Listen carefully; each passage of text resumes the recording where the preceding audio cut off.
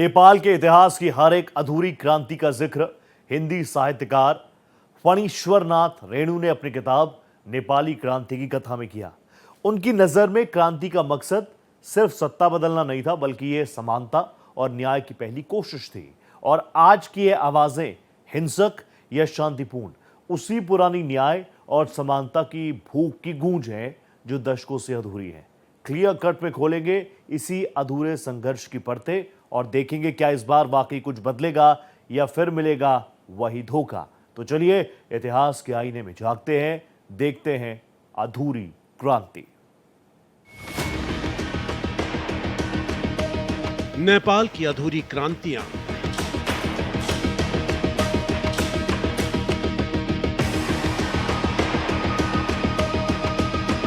इतिहास, हिंसा और भविष्य की खोज।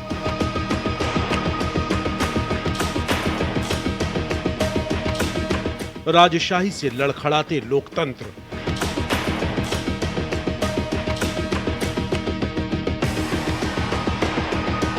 हर विद्रोह करता है बदलाव का वादा।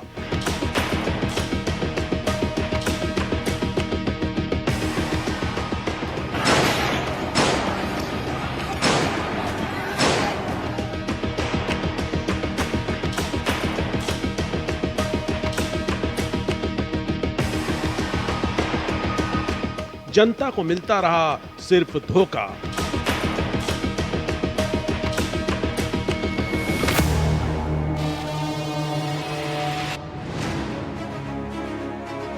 इतिहास में नेपाल में खूनी क्रांति।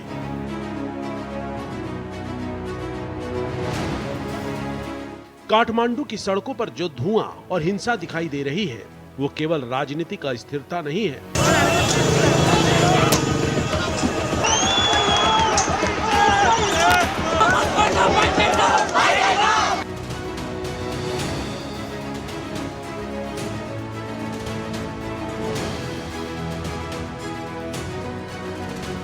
1952 में हिंदी साहित्यकार फणीश्वरनाथ रेणु की किताब नेपाली क्रांति की कथा के उन अधूरे संघर्षों का ऐतिहासिक प्रतिफल है।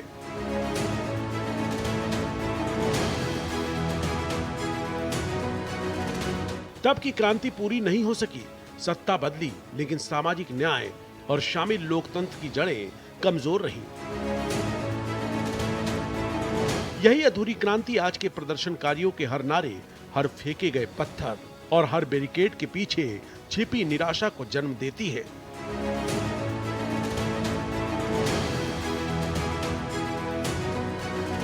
फणीश्वरनाथ रेणु की नजरों में क्रांति केवल सत्ता परिवर्तन का जरिया नहीं था, ये सामाजिक न्याय, समानता और शामिल लोकतंत्र की पहली कोशिश थी। और आज के दौर की हिंसा इस अधूरी कोशिश का ऐतिहासिक प्रतिफल है।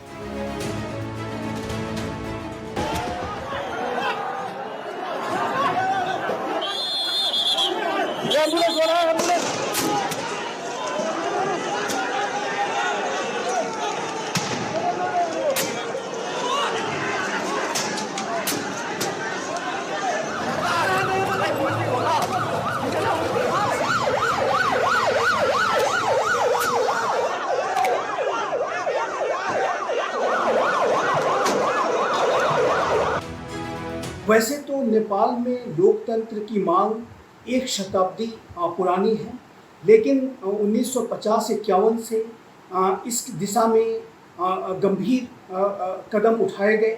1950-51 में एक छोटा लोकतंत्र का दौर आया भी था, लेकिन बाद में फिर से उसे राजतंत्र में परिवर्तित कर दिया गया। एक तख्ता पलट के माध्यम से इसे फिर से राजतंत्र में बदल दिया गया। और जो वर्तमान समय में जो नेपाल में जो लोकतंत्र की जो बहाली हुई थी, वो जाहिर है कि एक लंबे संघर्ष का परिणाम थी, चाहे वो 1950-51 का दौर रहा हो या 80 का दशक रहा हो, 90 का दशक रहा हो, या वहाँ पर जो एक माओइस्ट इंसर्जेंसी भी हुई, वो भी जाहिर है कि राजतंत्र के विरुद्ध आंदोलन था। काठमांडू में उठती आवाजें हिंसक या शांतिपूर्ण उसी भूख और आकांक्षा की गूंज है जिसे फणीश्वर नाथ रेणु ने दशकों पहले शब्दों में पिरोया था।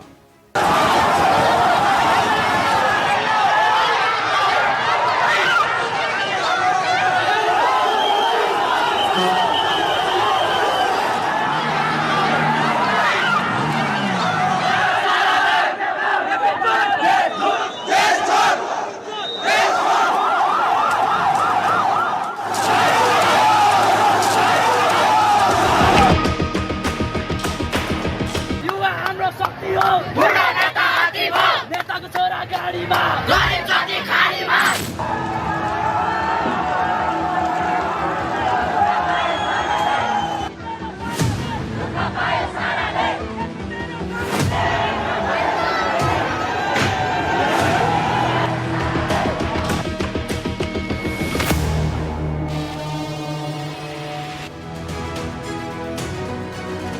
राणा शासन का पतन और लोकतंत्र की शुरुआत। 1951 में राणा कुलीन तंत्र गिरा।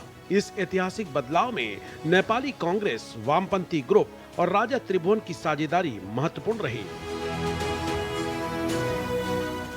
भारत के मध्यस्थता प्रयासों से राजा बहाल हुए और राजनीतिक दलों को वैधता मिली। साथ ही चुनाव कराने का वादा भी किया गया। राजाओं का जो भ्रष्टाचार रहा है, राजाओं का जो पूरे नेपाल के सिस्टम पर जो कब्जा बना करके रखने का, अधिक से अधिक लंबे समय तक अपने राजतंत्र को बनाए रखने का जो उनका उनकी एक जिद रही, साजिशें रही, उसकी वजह से तो आंदोलन कमजोर पड़ा ही। लेकिन इस आंदोलन को कमजोर करने में आंदोलन के नेताओं ने भी छल करने का ही कार्य किया है और इसी वजह से नेपाल में जो लोकतंत्र का जो आंदोलन है वो अनेक अंतर्विरोधों, अवरोधों का शिकार हुआ और वो पूरी तरीके से उसमें सफलता नहीं मिल पाती है। और जब कभी भी सफलता मिलती है तो जाहिर है कि आगे फिर से उसमें छल और धोखे जैसी, भ्रष्टाचार जैसी स्थितियां दिखाई देती हैं। विशेषज्ञों ने इसे स्वतंत्रता का नया सूर्योदय माना।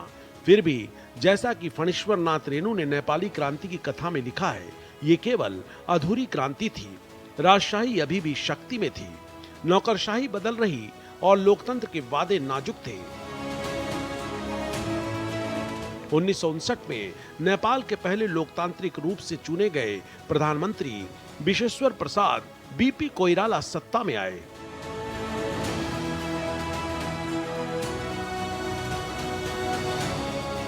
लेकिन केवल 18 महीने बाद राजा महेंद्र ने कोइराला को बर्खास्त कर दिया, संसद भंग कर दी गई और पंचायती व्यवस्था लागू कर दी गई। 1951 की आशाएं फिर से धरी की धरी रह गई और नेपाल 3 दशकों तक निर्देशित लोकतंत्र के दौर में चला गया।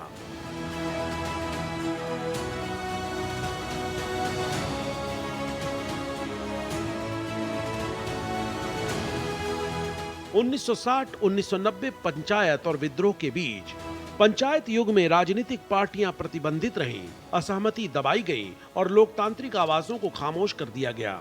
छात्रों, मजदूरों और भूमिगत पार्टी कार्यकर्ताओं में निराशा उबल रही थी। वे सालों से अपने अधिकारों और प्रतिनिधित्व के लिए जूझ रहे थे, लेकिन शासन प्रणाली यानी राज्य संरचना ने उन्हें असफल कर दिया। इस दौर में प्रशासनिक तंत्र, शिक्षा और स्वास्थ्य में सुधार की योजनाएं औपचारिक रूप से मौजूद थीं, लेकिन धरातल पर लागू नहीं हो रही थी। धीरे धीरे असंतोष का माहौल बढ़ता गया और छोटे छोटे विद्रोह समाज में फैलने लगे। 1980 के दशक के अंत में आर्थिक संकट, भ्रष्टाचार और सामाजिक असमानता ने नेपाल की जनता के गुस्से को और भड़का दिया। 1990 में जनता ने सड़कों पर उतरकर लोकतंत्र की मांग की। हजारों लोग प्रदर्शन में शामिल हुए। कई लोगों ने अपने प्राणों की आहुति तक दे दी, लेकिन राजा ने पीछे हटकर मल्टी पार्टी के लोकतंत्र की राह खोल दी। ये विद्रोह न केवल तत्कालीन राजशाही के खिलाफ था, बल्कि लंबे समय से दबाई गई आवाजों और अधिकारों की मांग का प्रतीक भी बना। इसने भविष्य की राजनीतिक चेतना का बीज बोया और देश में लोकतांत्रिक विचारधारा को मजबूती दी।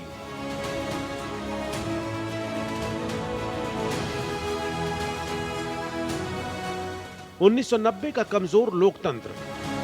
1990 में नेपाल के संविधान ने फिर से नई आशाएं जगाई और नेपाल संवैधानिक राजशाही और मल्टी पार्टी लोकतंत्र में परिवर्तित हो गया। यह कदम ऐतिहासिक था क्योंकि लोगों ने कई वर्षों की कठोर राजशाही और असमानता के बाद पहली बार स्वतंत्र और खुली राजनीतिक प्रक्रिया देखी। नेपाल की जनता के बीच उत्साह था कि अब लोकतंत्र के जरिए उनके जीवन में बदलाव आएगा। राजनीतिक दलों ने सत्ता में आने की दौड़ लगाई, लेकिन आपसी झगड़े और आंतरिक कलह लोकतंत्र की स्थिरता में बाधा बनी। 1991-2001 के बीच 9 सरकारें लगातार बदली। दलित राजनीति, मधेसी और महिलाएं सत्ता से बाहर रहीं। ग्रामीण इलाकों में शिक्षा, स्वास्थ्य और बुनियादी विकास की स्थिति में कोई उल्लेखनीय सुधार नहीं हुआ। लोकतंत्र केवल राजधानी के अंदर सिंबॉलिक रह गया, जबकि ग्रामीण और पिछड़े क्षेत्रों में असमानता और असंतोष की जड़ें और मजबूत हो गईं। नेपाल की जनता को महसूस हुआ कि राजनीतिक बदलाव केवल शहरों में सिंबॉलिक है और वास्तविक सुधार तक उनकी पहुंच नहीं है।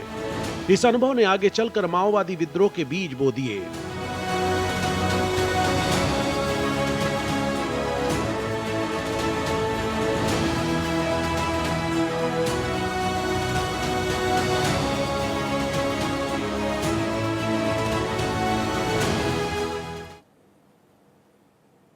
नेपाल की सड़कें एक बार फिर से इतिहास लिख रही है। ये दृश्य केवल नाराजगी का विस्फोट नहीं, बल्कि एक ऐसे भविष्य की नींव है जिसमें पुरानी राजनीति के लिए कोई जगह ही नहीं है। ओली की सरकार द्वारा सोशल मीडिया प्लेटफॉर्म पर प्रतिबंध लगाने का फैसला उस चिंगारी में बदल गया जिसने गुस्से को आग में बदल दिया। नतीजा यह हुआ कि प्राइम मिनिस्टर ओली को इस्तीफा देना पड़ा, सेना की शरण में भागना पड़ा और देश की पहली महिला प्रधानमंत्री सुशीला कार्की बन गई। सुशीला पूर्व मुख्य न्यायाधीश रह चुकी हैं और भ्रष्टाचार के खिलाफ जोरदार तरीके से आवाज उठाती रही। लेकिन एक कहानी महज सत्ता परिवर्तन की नहीं, यह उस नई पीढ़ी का विद्रोह है जिसने तय कर लिया है कि अब वो नेताओं के भ्रष्टाचार और बेरोजगारी को चुपचाप नहीं सहेगा। 1996-2006 माओवादी जनयुद्ध। 1996 में नेपाल की कम्युनिस्ट पार्टी ने सशस्त्र विद्रोह शुरू किया। उनका जनयुद्ध राजशाही को उखाड़ फेंकने और एक समावेशी गणराज्य स्थापित करने का लक्ष्य था।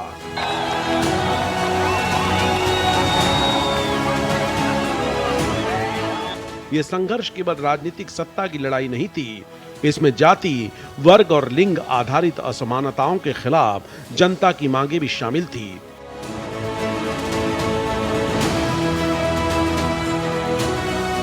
दस वर्षों तक चले इस युद्ध ने पूरे देश को झुलसा दिया। करीब 17,000 से अधिक लोग मारे गए, हजारों लोग लापता हो गए और तो और ग्रामीण इलाकों में सामाजिक और आर्थिक संरचनाएं बुरी तरह कुचली गईं।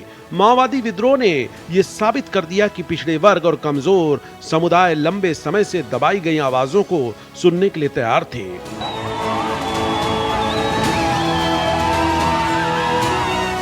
राज्य का दमन भी कठोर था। पुलिस और सुरक्षा बलों ने हिंसक अभियान चलाए, संदिग्धों को हिरासत में लिया और जनता के बीच डर का माहौल फैलाया। 2001 में शाही परिवार का नरसंहार, जिसमें राजा वीरेंद्र और कई परिवार वाले मारे गए, राजशाही की वैधता को और कमजोर कर दिया गया। इसके बाद राजा ज्ञानेंद्र की 2005 में सत्ता के अधिग्रहण की कोशिश ने माओवादी और मुख्यधारा की पार्टियों को एकजुट कर दिया। ये दशक नेपाल के लिए राजनीतिक अस्थिरता और सामाजिक विभाजन का प्रतीक बन गया।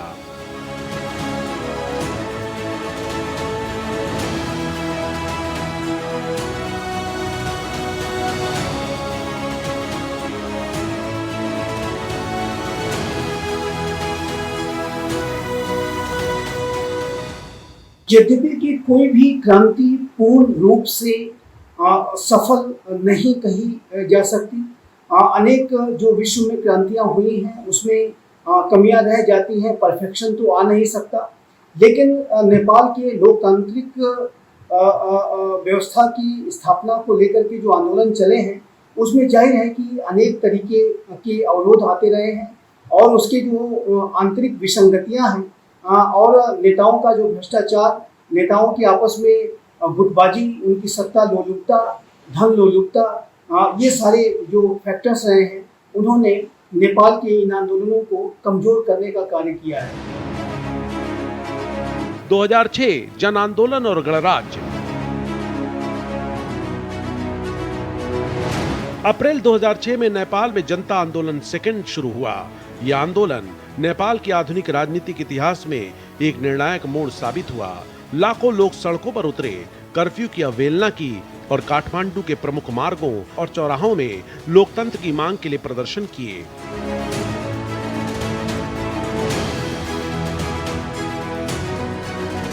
इस आंदोलन में प्रमुख रूप से नेपाली कांग्रेस के शेर बहादुर देउबा और माओवादी पार्टी के पुष्प कमल दहल, प्रचंड और बाबूराम भट्टराई शामिल थे। इन नेताओं ने जनता के आक्रोशों को राजनीति की नई दिशा दी, साथ ही कई सामाजिक समूहों की मांगों को राष्ट्रीय मंच पर लाने की कोशिश की।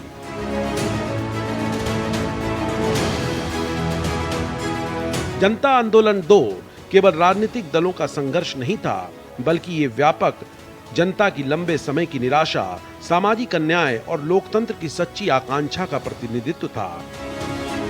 अंतर्राष्ट्रीय दबाव और भारत की मध्यस्थता के कारण राजा ज्ञानेंद्र को सत्ता छोड़ने और संवैधानिक समझौते पर सहमत होने के लिए मजबूर होना पड़ा। इस आंदोलन का ऐतिहासिक परिणाम था राजशाही का अंत हुआ और नेपाल गणराज्य घोषित किया गया। माओवादी पार्टी शांति प्रक्रिया में शामिल हुई और संविधान निर्माण की प्रक्रिया शुरू हुई। ये दौर नेपाल की लोकतांत्रिक यात्रा में निर्णायक साबित हुआ, क्योंकि पहली बार राजशाही की निरंकुश शक्ति को चुनौती दी गई और देश में समावेशी गणराज्य की नींव रखी गई।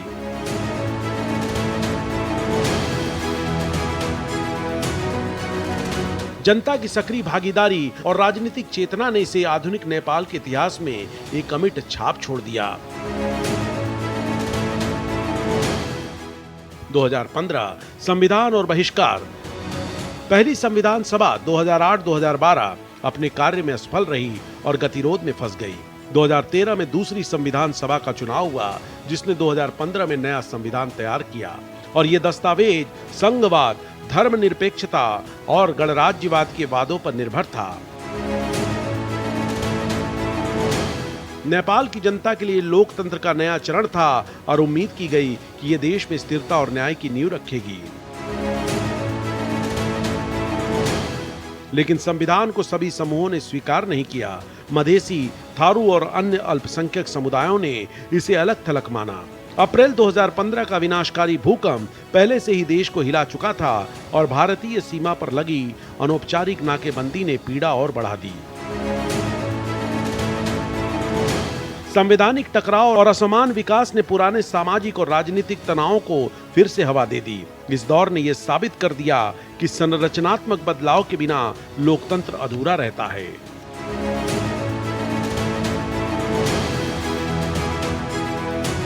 2015-2025 निराशा और उम्मीद।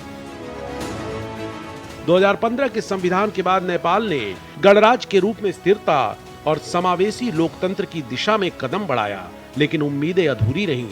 कई सरकारें, चाहे नेपाली कांग्रेस हो, यूनिफाइड मार्क्सिस्ट लेनिनिस्ट, यूएमएल या माओवादी, अपनी जिम्मेदारियों में अक्सर विफल रहीं। संघवाद अधूरा रहा, स्थानीय प्रशासन कमजोर रहा और वित्तीय संसाधनों की कमी ने विकास बाधित किया।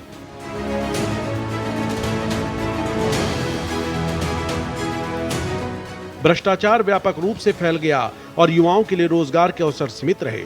शिक्षा, स्वास्थ्य और बुनियादी सेवाओं में सुधार अपेक्षित स्तर पर नहीं हुआ। ग्रामीण और सीमावर्ती क्षेत्रों में जीवन की गुणवत्ता में खास सुधार नहीं दिखा। –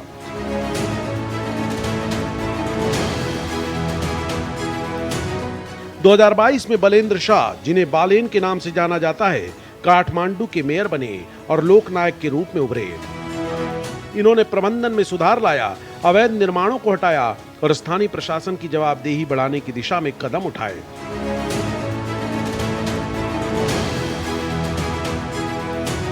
उनकी लोकप्रियता इस बात का संकेत थी कि नेपाल की जनता पारदर्शी और जिम्मेदार नेतृत्व की तलाश में है। लेकिन उनकी व्यक्तिगत उपलब्धियां राष्ट्रीय स्तर की राजनीतिक अस्थिरता और प्रशासनिक कमजोरी को पूरी तरह से नहीं बदल सकती थीं। –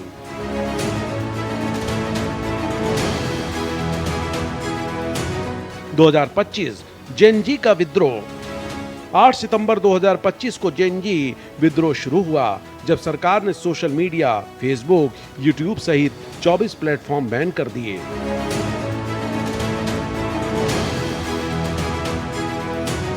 ये प्रतिबंध अभिव्यक्ति की स्वतंत्रता पर हमला माना गया।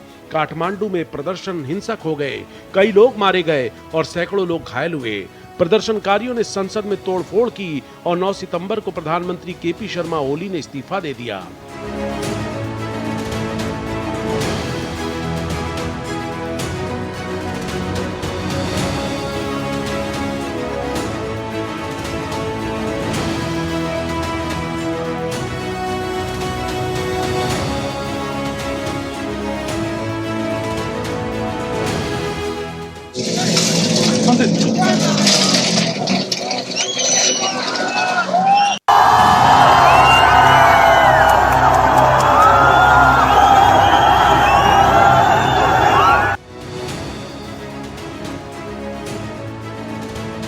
नेपाल में युवाओं का ये जो आंदोलन है, ये पूरे विश्व के लिए भी चेतावनी है।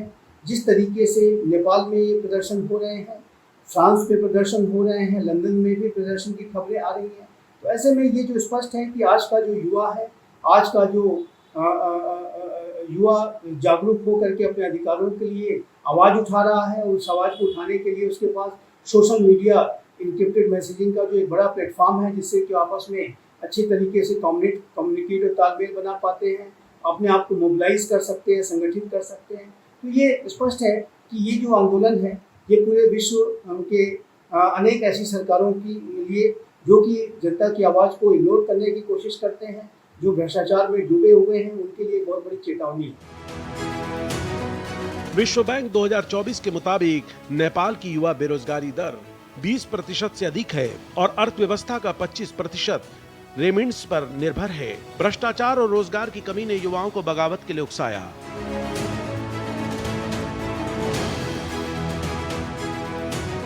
अधूरी उम्मीदों का संदेश। नेपाल का इतिहास बार बार लौटता रहा, जिसमें हर दशक नई आवाजों के साथ वही पुरानी मांगे दोहराई जाती हैं। आज का संकट केवल बेरोजगारी या भ्रष्टाचार का नहीं है, यह 1951, 1990, 2006 और 2015 में किए गए वादों का लंबा चौड़ा हिसाब है।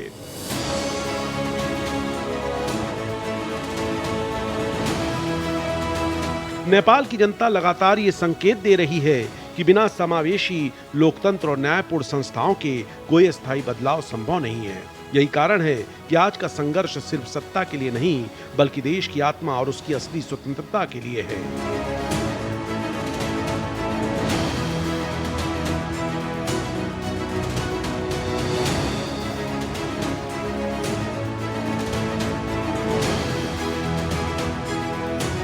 काठमांडू के लोग अपने अधिकार और गरिमा के लिए फिर से तैयार हैं और उनके इस संकल्प को नजरअंदाज करना अब किसी के लिए आसान नहीं, क्योंकि काठमांडू में धुआं घना है, लेकिन इसके नीचे लोग स्वतंत्र जीवन की तलाश में हैं। Bureau report, Bharat express. इस खास पेशकश में फिलहाल इतना ही। दीजिए इजाजत, नमस्कार।